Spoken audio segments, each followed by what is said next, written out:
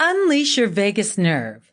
Stimulate your vagal tone and activate its healing power with daily exercises to overcome anxiety, depression, inflammation, autoimmunity, brain fog, and gut sensitivities. Written by Yumi Park. Narrated by Orlena Cain. Chapter 1. The what nerve now? The vagus nerve.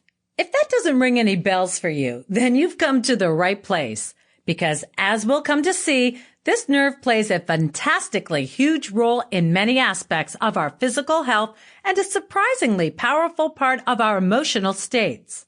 This book will discuss how and why the vagus nerve is vital.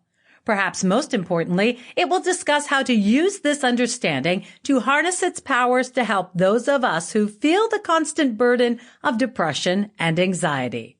But before we dive into all things vagus, let's take a minute to discuss these emotional afflictions that have come to cast their shadows over so many of us. It is no secret that the incidence of depression, anxiety, and other related stressors on our emotional lives are affecting an ever-widening percentage of people in the 21st century than before. According to the latest numbers from the World Health Organization, in 2017, more than 264 million people suffered from depression worldwide.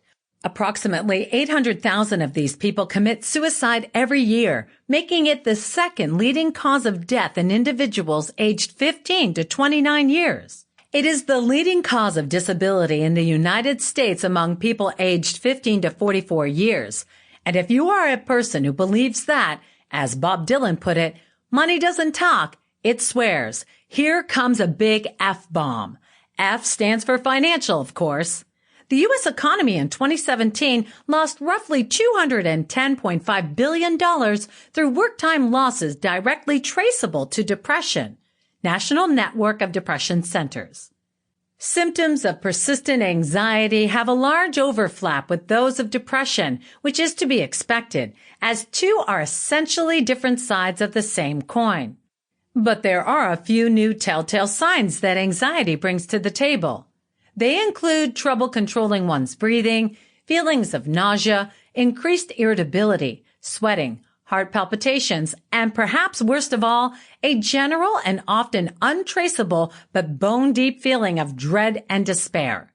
We are citing all of this not to make you feel hopeless. It is our hope that if you struggle with depression or anxiety, talking frankly at the outset about what's been happening to an increasing number of us over the last few decades will make you feel better. Even if you're not more comfortable with your depression, anxiety, you should feel more comfortable with the fact you are struggling because the numbers of individuals who are suffering like you are legion. Here's a little more news that shines a light or perhaps more aptly casts a deeper shadow on that information. Unsurprisingly, the emergence of the COVID-19 pandemic has only increased these numbers. According to the CDC, between August 2020 and February 2021, the percentage of adults with recent symptoms of anxiety or depressive disorder increased from 36.4% to 41.5%.